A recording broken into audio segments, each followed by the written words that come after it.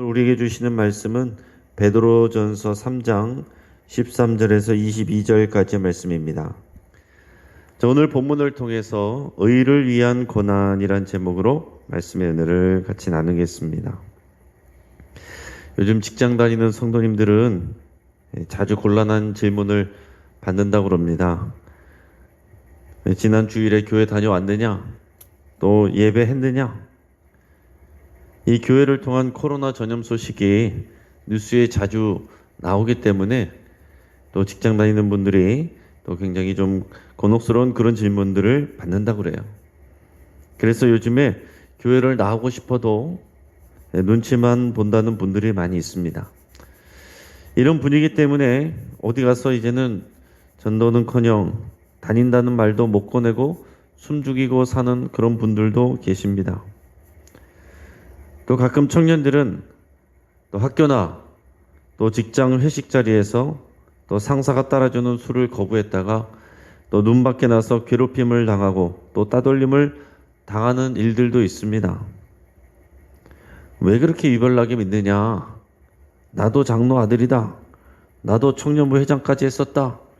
적당히 해라.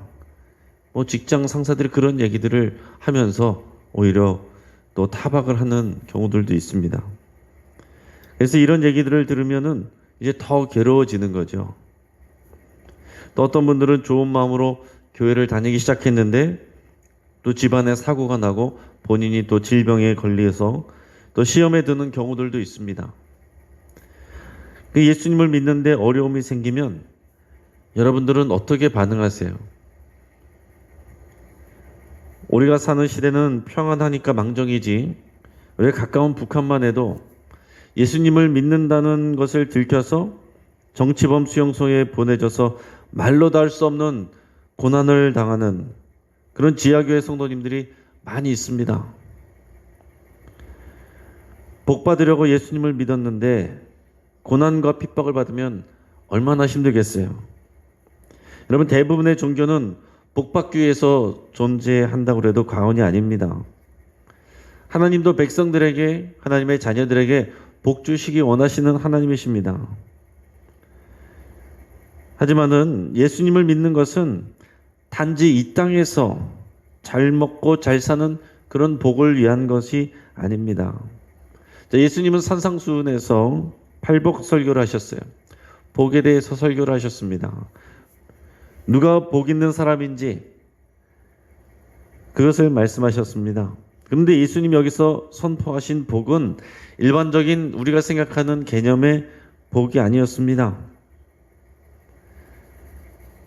거기서 진정으로 복 있는 사람이 어떤 사람인지를 말씀하셨는데 여러분 잘 생각해 보세요. 심령이 가난한 사람, 애통한 사람,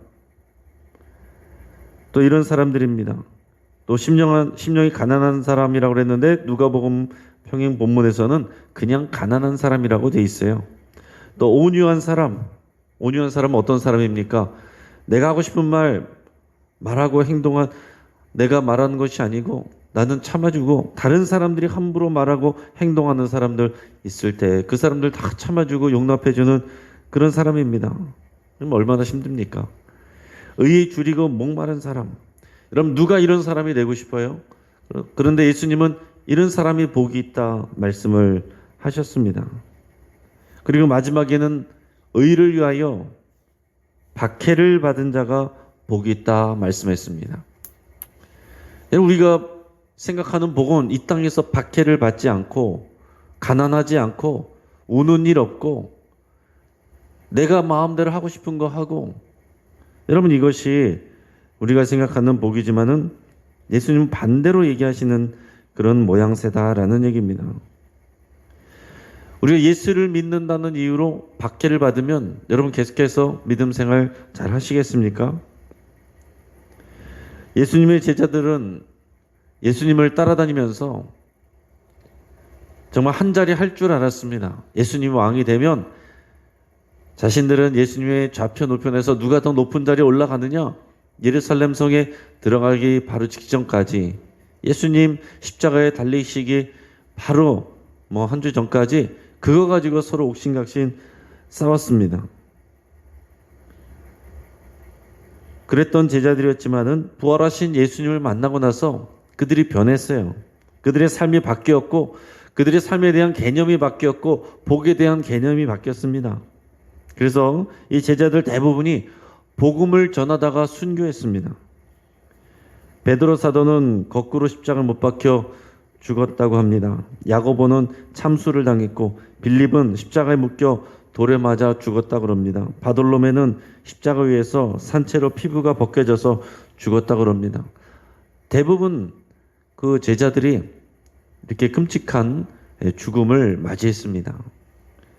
여러분, 이 사람들이 처음부터 이렇게 될 줄 알았다면, 예수님을 쫓아갔다가 이렇게 될 줄 알았다면 처음에 쫓아갔을까요? 여러분, 대부분 믿음이 없는 사람들이 이런 내용 듣고 전도 받을 때 이런 내용 들으면은 예수님 믿겠다고 하겠습니까? 원래 전도할 때는 예수님 믿으면은 우리가 더 좋아질 거라고 생각하고 예수님 믿지, 그러고서 교회 다니지, 또 이런 일을 당할 거라고 생각하고, 또 가난한 자가 보겠다고, 우는 자가 보겠다고, 예수님 때문에 박해를 받는 자가 보겠다고, 이런 말을 들을 때에 얼마나 놀라겠습니까? 여러분, 이 제자들이 죽기 전에 무슨 생각을 했을까요? 내가 이러려고 예수님을 믿었나? 내가 이러려고 예수님을 따라다녔는가? 혹시 그런 생각을 했을까요? 하지만 예수님은 분명히 이런 자들이 복이 있다 말씀하셨습니다. 그들은 이 땅에서 받는 복, 이 땅에서 추구하는 복, 그것과는 비교가 안 되는 하늘의 크신 상을 받는다라고 분명하게 약속을 하셨어요. 그 자리에서 베드로는 예수님이 하신 그 말씀을 들었습니다. 그리고 신앙 때문에 고난당하는 성도들에게 예수님께 들었던 그 말을 기억하고 그 말로 또 성도들을 또 격려하고 또 힘을 주고 있습니다. 자, 오늘 본문 말씀 13절에서 17절까지 말씀을 우리 같이 한번 읽어보겠습니다. 자, 시작. 또 너희가 열심으로 선을 행하면 누가 너희를 해하리요? 그러나 의를 위하여 고난을 받으면 복 있는 자니 그들이 두려워하는 것을 두려워하지 말며 근심하지 말고 너희 마음에 그리스도를 주로 삼아 거룩하게 하고 너희 속에 있는 소망에 관한 이유를 묻는 자에게는 대답할 것을 항상 준비하되 온유와 두려움으로 하고 선한 양심을 가지라. 이는 그리스도 안에 있는 너희의 선행을 욕하는 자들로 그 비방하는 일에 부끄러움을 당하게 하려 함이라. 선을 행함으로 고난받는 것이 하나님의 뜻일진데 악을 행함으로 고난받는 것보다 나으니라. 아멘. 자, 여기 13절에서 베드로는 열심으로 선을 행하라 라고 권면을 합니다. 지금 권면을 받는 대상은 어떤 사람들이라고요? 여기저기 각자 자기 삶의 자리에서 예수님 믿는 것 때문에 박해를 받고 핍박을 받는, 고난을 당하는 그런 성도님들입니다. 자, 그런데 그런 분들에게 베드로가 열심으로 선을 행하라 이렇게 권면하고 있어요. 선을 행하는 자를 누가 해야겠느냐 이렇게 얘기했습니다. 하지만 실제 삶에서는 예수님을 믿고 또 선을 행하려고 하는 자를 공격하고 핍박하는 일이 얼마든지 많이 있습니다. 오늘 지금 이 말을 듣고 있는 사람들이 그런 사람들이에요.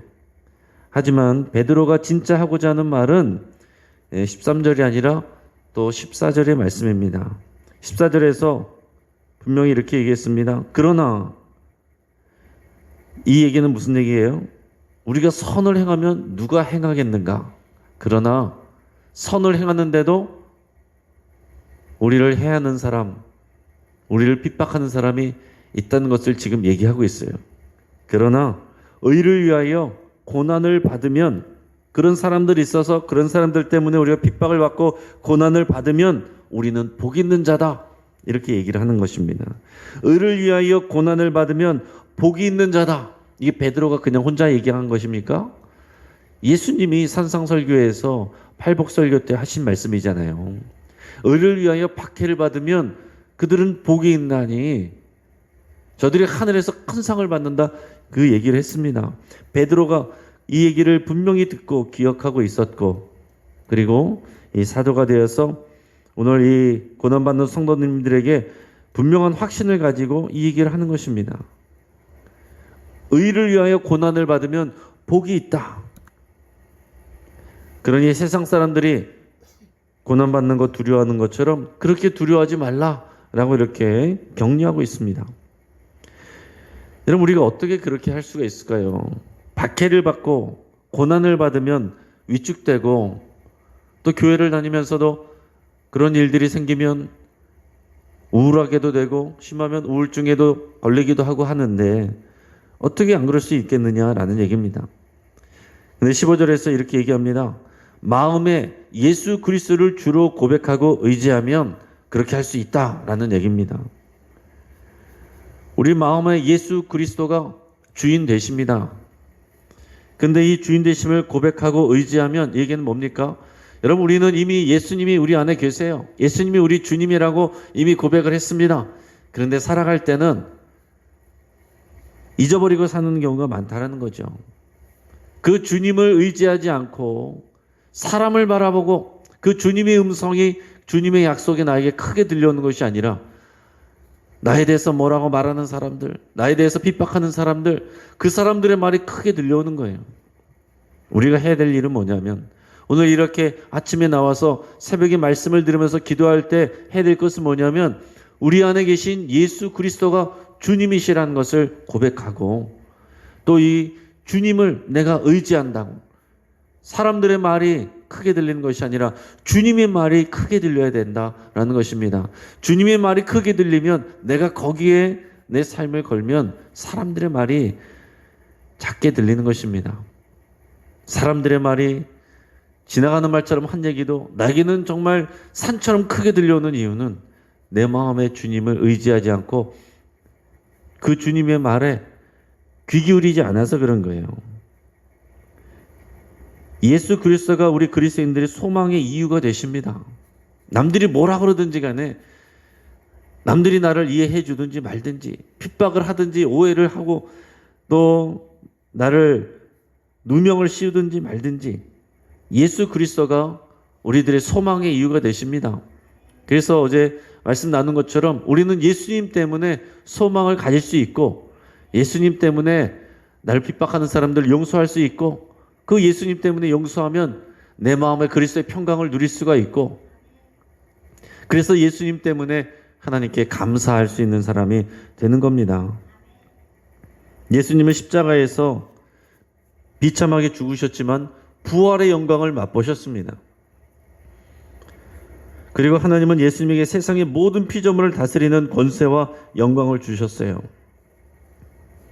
그래서 우리가 예수님을 믿는 사람들, 그리스도인들, 우리 안에 예수님을 주로 모시고 있는 사람들은 이 예수님의 부활의 생명, 그리고 하나님께 받는 영광, 하나님께 받는 이 상급, 이게 약속되어 있다는 얘기입니다. 그래서 오히려 이 땅에서 고난을 받으면 받을수록, 의를 위하여 고난을 받을수록, 예수님 때문에 고난을 받을수록 우리가 하늘의 상이 커지는 겁니다. 하늘에서 받는 영광이 커지는 것입니다. 우리가 그런 소망의 이유를 분명히 알면 여러분, 이 땅에서 우리가 오해받고 핍박받고 고난받으면 받을수록 더 기뻐할 수 있다는 것입니다. 의를 행하다가 어려움을 당해서 불평하고 낙심한다면 안 믿는 사람하고 뭐가 다르겠어요?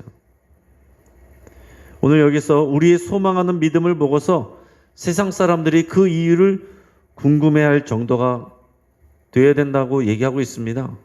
그래서 우리의 소망 이유를 사람들이 물어보면 언제든지 대답할 준비가 되어 있어야 된다라고 얘기했습니다.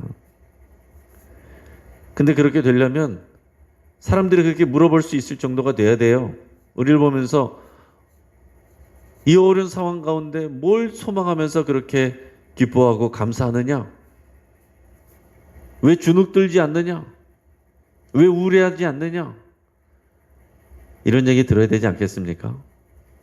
아니, 교회 다니는데 왜 그렇게 우울해하고 있어? 교회 다니는데 왜 그렇게 정말 세상 다 망할 것처럼 그런 표정을 하고 다니고 있어? 이런 얘기 들으면은 누가 우리에게 소망의 이유를 물어보겠습니까? 남들 다 힘들고 어려워하는데도 항상 방글방글 웃는, 그래서 사람들이 궁금해하면 도대체 저 사람 속에는 뭐가 들어있을까? 그럴 때 내 안엔 예수 그리스도가 살아있어. 이렇게 얘기할 수 있는 게 딱 돼야 되는 거 아니겠어요? 베드로는 그 얘기를 하는 겁니다. 그러면서 베드로는 고난을 당하면 당할수록 오히려 더욱 선한 양심을 가지라 그랬습니다. 여러분, 우리가 선한 양심을 가지고 잘 하려고 그랬는데 누군가 오해를 하고 또 우리를 대해서 수근수근이고 나쁜 얘기를 하면은 우리는 화가 나잖아요. 하던 거 다 때려치우고 싶은 마음도 들기도 하고 복수하고 싶은 마음도 들기도 하고 내가 사라지고 싶은 마음이 들기도 합니다. 그러지 말라는 거예요. 베드로는 오히려 선한 양심을 가지라. 하던 일 계속하라라는 얘기입니다. 예수님 때문에 선을 행하고 예수님 때문에 더 정직하게 행하면 우리를 핍박하고 우리에 대해서 모함하는 사람들이 더 부끄러움을 당하게 될 것이다. 하늘에서 더 부끄러움을 당하게 될 것이다 라고 얘기를 하는 것입니다. 여러분, 중요한 건 뭐냐면 내가 하나님 앞에서 부끄러움이 없는 거예요. 내가 하나님 앞에서 올바르게 서 있으면 사람들은 나를 다 이해할 수 없어요. 우리가 그것을 받아들여야죠.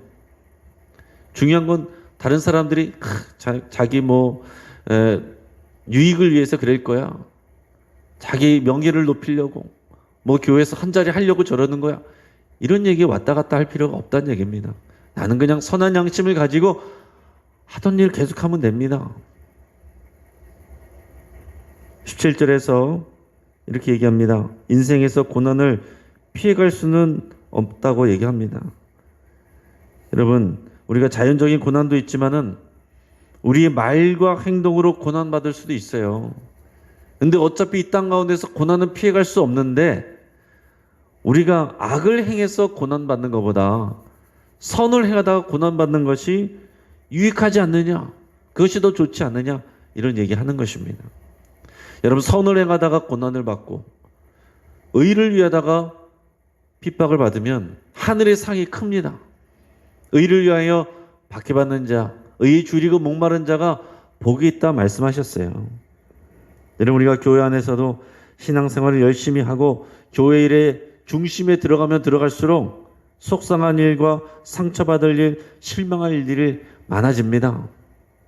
가만히 있으면은 얘기 들을 일이 없지만은 우리가 일을 더 많이 하고 더 열심히 하면 할수록 얘기 듣게 돼 있어요.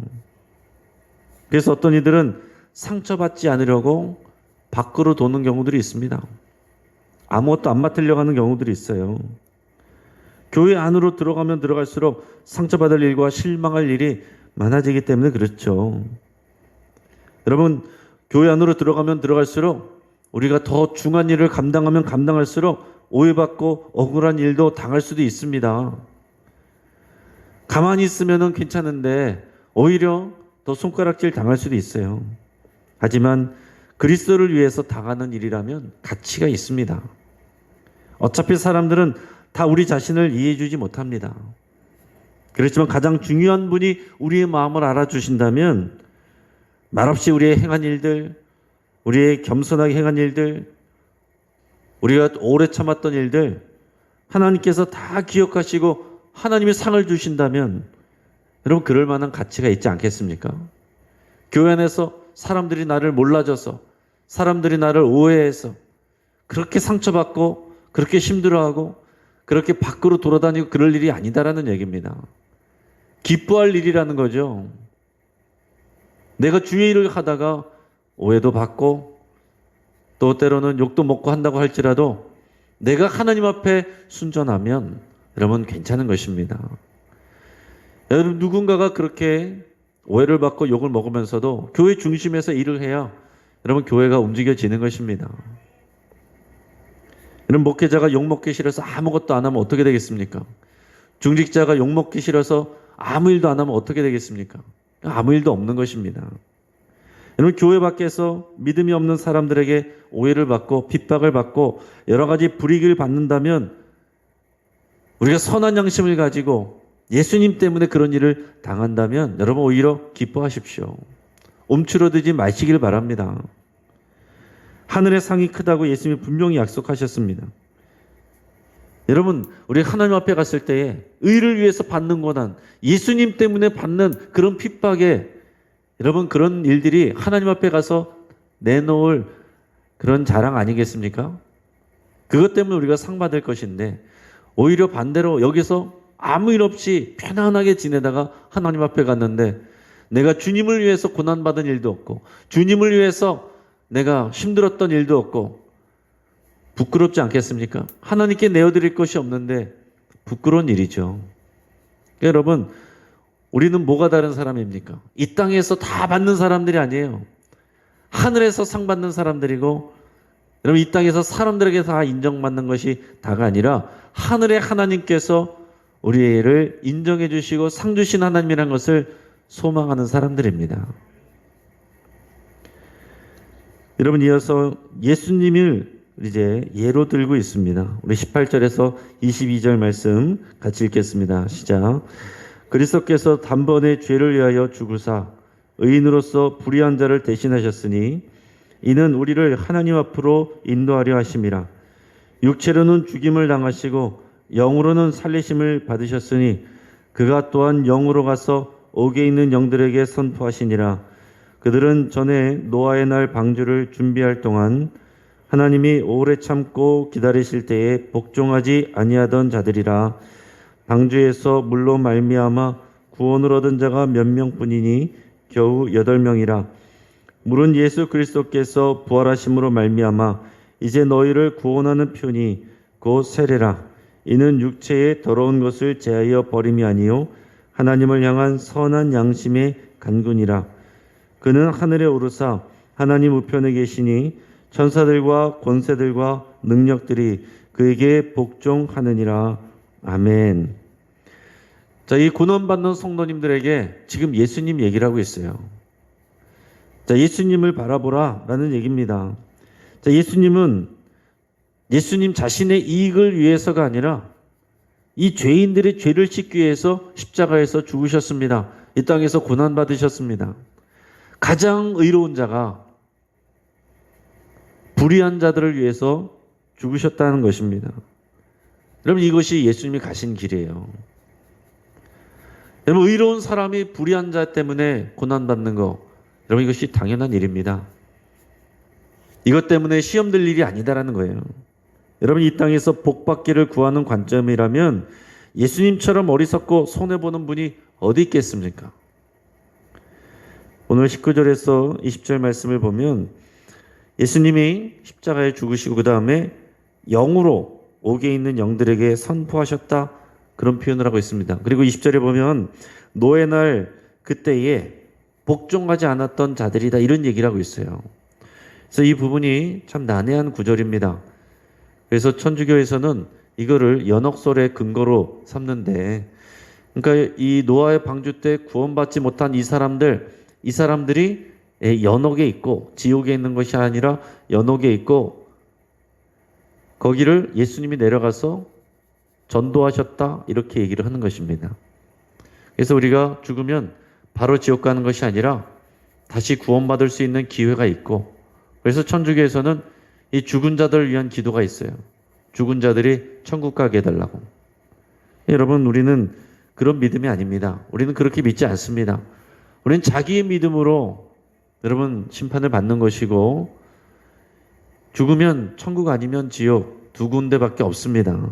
근데 오늘 이 본문은요, 우리가 왜 이렇게 이해하기 어려운 말씀이 있는 거냐면, 우리는 이 성경, 이 정경에 들어있지 않은 외경 중에 에녹 일서라는 그런 책이 있었습니다. 그러니까 이런 성경이, 신약 성경이 정경이 되기 전에 이 에녹 일서라는 책이 있었는데, 거기에 보면은 그런 내용이 나와 있습니다. 어떤 내용이냐면, 타락한 전사들이 인간과 성관계를 해서 거인들을 낳았고 그들이 세상을 극도로 어지럽혔다, 이렇게 되어 있습니다.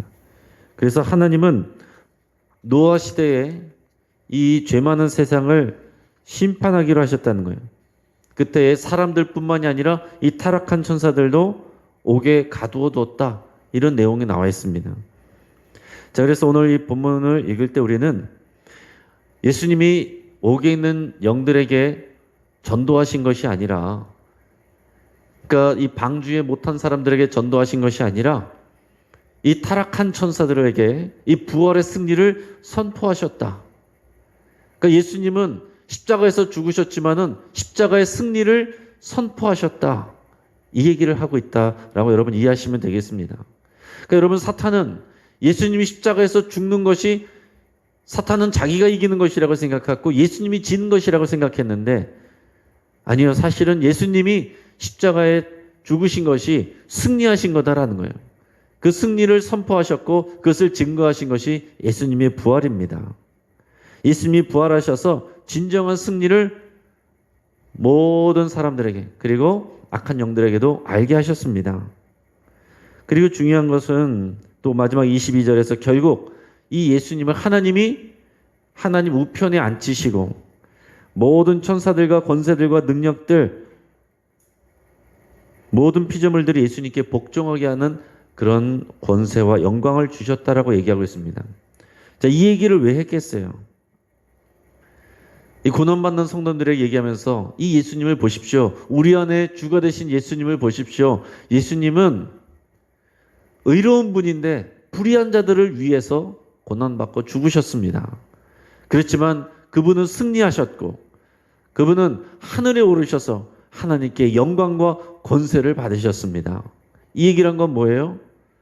그 예수 그리스도를 믿는 그리스도인들은 우리가 자기를 부인하고 자기 십자가를 지고 예수님처럼 따라가면, 의를 위해서 고난을 받으면 예수님처럼 부활의 생명, 그리고 면류관, 권세, 이거 반드시 받는다라는 것입니다. 우리가 고난받으면 받은 만큼 하나님께 칭찬과 상을 받는다는 얘기를 하는 거죠. 그러니 여러분, 힘을 내십시오. 이 얘기를 하는 것입니다. 사랑하는 여러분, 이 얘기는 오늘 우리에게도 동일하게 적용되는 것입니다. 내가 오히려 의를 위하여 핍박받고 고난받기를 여러분 사모하실 수 있기를 축복합니다. 하나님 앞에 가서 내가 정말 순교는 못하더라도 내가 주님을 위해서, 내가 이 복음을 위해서, 교회를 위해서 애쓰고 수고하다가 때로는 어려움도 당하고 고난도 당하는 일을 정말 하나님 앞에 내려놓을 수 있는 그런 우리의 삶이 되어야 되지 않겠습니까? 오늘도 이 믿음 가지고 소망의 이유 되신 예수 그리스도로 인해서 이기고 승리하는 저 여러분 되시기를 주의 이름으로 축복합니다. 같이 한번 기도하겠습니다. 오늘 말씀을 붙잡고 함께 기도하겠습니다. 내가 선을 행하다가 낙심하지 않기를 위해서 여러분 결단하고 기도할 수 있기를 바랍니다. 여러분, 우리가 누구나 다 잘 살려고 하고 열심히 살려고 하고 똑바로 살려고 하고 좋은 일 하려고 하는데 하다가 보면 어려움이 생기기도 하고 그러면은 낙심하고 왜 이런 일로 내가 왔나 하고 후회할 때도 있습니다. 그러나 여러분, 소망의 이유를 얘기할 수 있는 준비가 될 수 있도록 여러분 내 안에 계신 주님을 집중할 수 있도록 여러분 그렇게 기도하시고 예수님 때문에 이 고백을 하실 수 있길 바랍니다. 교회에서 또 교회 밖에서 내가 오해받고 상처받는 일이 있다면 예수님을 생각하고 내가 이겨내기로 결단할 수 있기를 바랍니다. 세상 사람들과 같이 두려워하거나 세상 사람들처럼 분노하거나 세상 사람들처럼 반응하지 않기로 여러분 그렇게 결단할 수 있기를 바랍니다. 우리의 상처받은 마음과 고통하는 상황이 있다면 여러분 하나님께 그대로 또 맡겨드리고 고백할 수 있기를 바랍니다.